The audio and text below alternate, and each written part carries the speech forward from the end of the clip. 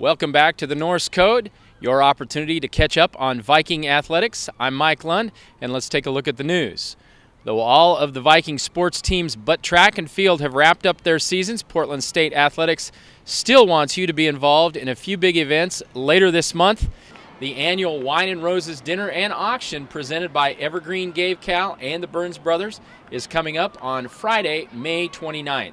Tickets and sponsorships for that event are still available, and it's going to be a night you don't want to miss. This is the best opportunity to meet Viking coaches, student-athletes, and hear Athletics Director Mark Roundtree talk about an exciting new era for Portland State Athletics. Funds generated from Wine and Roses will help support Viking athletic scholarships. Visit GoVikes.com for more information on Wine and Roses and how you can get involved. Former Viking wide receiver Casey Kloss has signed a free agent contract with the Jacksonville Jaguars following a standout performance at their mini camp this past weekend. The two-year letter winner from Portland State, Kloss led the Vikings in receiving these past two seasons. He had 105 receptions for 1,705 yards and 12 touchdowns in 22 games. He now joins former Viking football and basketball star Julius Thomas in Jacksonville. JT signed there as a free agent this offseason. The deadline to renew your football season tickets for the 2015 season is quickly approaching at the end of this month, so don't miss your chance to lock in your seats for the upcoming season. New season tickets, as well as groups, mini plans, and single game tickets will all go on sale to the public June 1st. Visit GoVikes.com and click on the Tickets tab to find more ticket information for the upcoming football season. Viking golfer Aram Choi closed an historic Portland State career over the weekend at the NCAA West Regional in Utah. Choi finished tied for 50th in the 96-player event, which was her highest finish in 3 career trips to the West Regional. She leaves Portland State as the record holder for scoring in a single round, a season, and a career. She was a 3-time Big Sky Golfer of the Year and 2-time individual champion. The Viking track and field teams wrapped up their regular season last weekend, competing in both Eugene and in Sacramento. Several Vikings had a strong weekend, including Jasmine Woods, who won the 100, 200, and was a part of the winning 4x100 team in Sacramento. All of those events were against some of the top competition the Vikings will face this week in the Big Sky Conference Championships in Cheney, Washington. When we come back, we will talk with head coach Ronny Harrison about his track teams heading into the postseason and what he expects at the conference championships.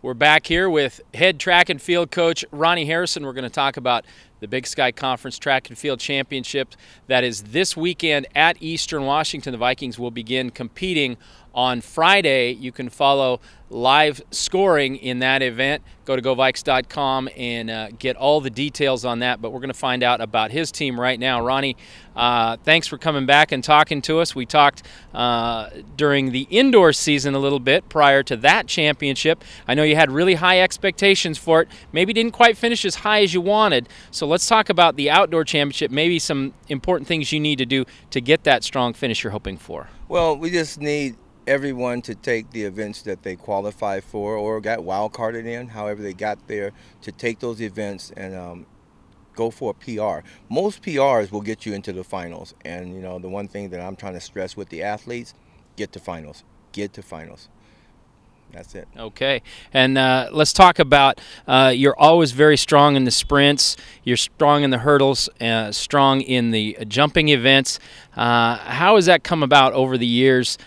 Specialty of your area, recruiting, how have you been consistently strong year in and year out in those areas? Well, it actually was set up years ago with Tony Vini. A lot of people don't realize, but each school has their specialty, and some is distance, some is jumps. I think Eastern, one of their specialties is actually pole vaulting, and so where we found our niche at was in the speed power events, sprints, hurdles, jumps, throws, and so forth, and that's where we centered a lot, certainly not all, of our recruiting on, is to get the best people we can in those areas, because that's where we believe we can have the biggest impact in the conference standings.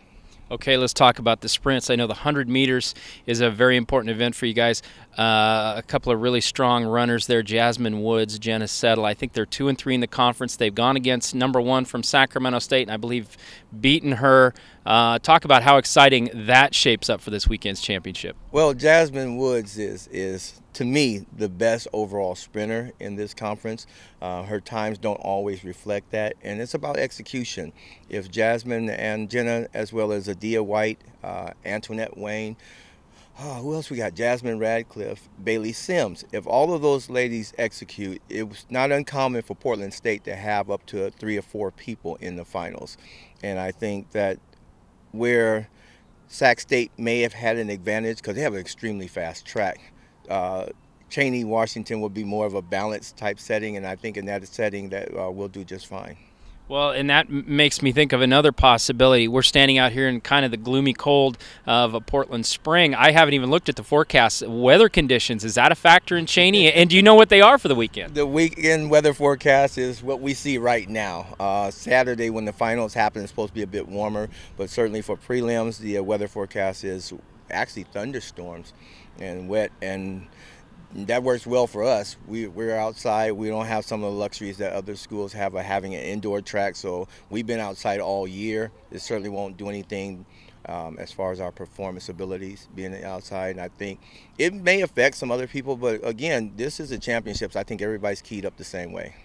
Okay, 100-meter hurdles, another area where you have a handful of young ladies who are really talented. Talk about your strength in that event. Well, the obvious leader has been Jasmine Radcliffe, but certainly CeCe Jackson is coming a long ways, and Kayla Anderson is developing.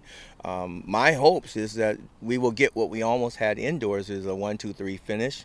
I told them that I don't really care who's 1, 2, or 3, only that those 3 come in together. Okay, other strong events, the women's long jump, the 10,000 meters, also the 4x100, another event that you year in and year out have been very successful at. Are we going to get a lot of points in those events? Yes, I'm looking for our distance program to really do the job in the 10K. Camelia is an outstanding athlete. I think she's doubling back in the 5K also, but I expect for her to make podium. I think that that's well within her grasp, and maybe keep her time up well enough to make it to the regional meet. The 4x1 we own. We're really running to get a better, I think we're 18th or 19th in the West, and we're really running for the record, not necessarily running against anyone. We get to stick around, do what we can do, and what we did this past weekend against the number 2 team, which is Sacramento State. We had no problem beating them. We wanted to improve our time. So we're not really focused on competing against anyone else but the clock in that particular event. The conference record, I believe, is 44.92. That is what I want. That is what I want. If we do that, I'm pretty sure we'll be out front. Okay, let's go to the men's side real quick. A young man who's had a tremendous spring for you, Rockwell Tufty, broken his own record in the high jump, one of the favorites there, and talk a little bit about what he has done for your program this year. Rocky's an exciting young man, and he's very competitive, and what I hope this weekend is that he can stay within himself, because if he does, he'll jump high. But he's not short on energy for competition. He's been talking about this meet for a while, and certainly he is at a point right now in his career where something big could happen, and I hope it happens this weekend.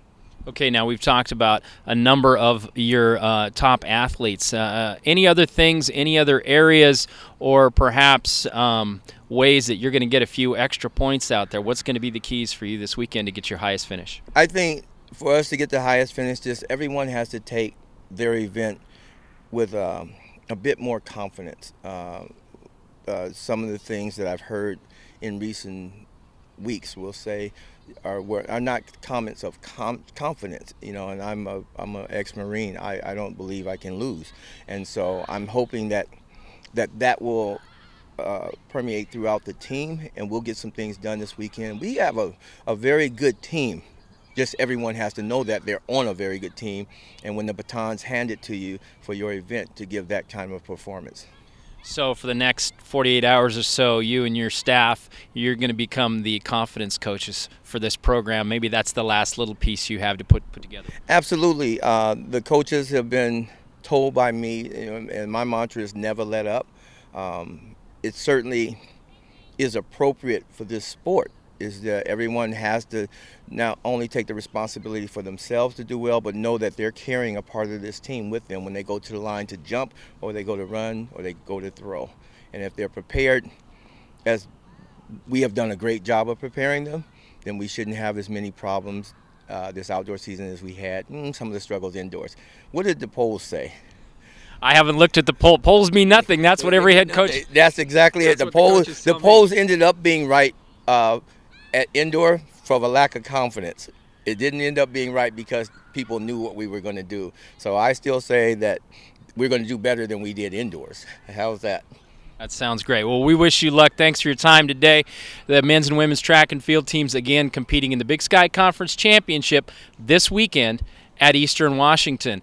Thanks to Ronny Harrison. We wish his team the best of luck, and thank you for watching the Norse Code.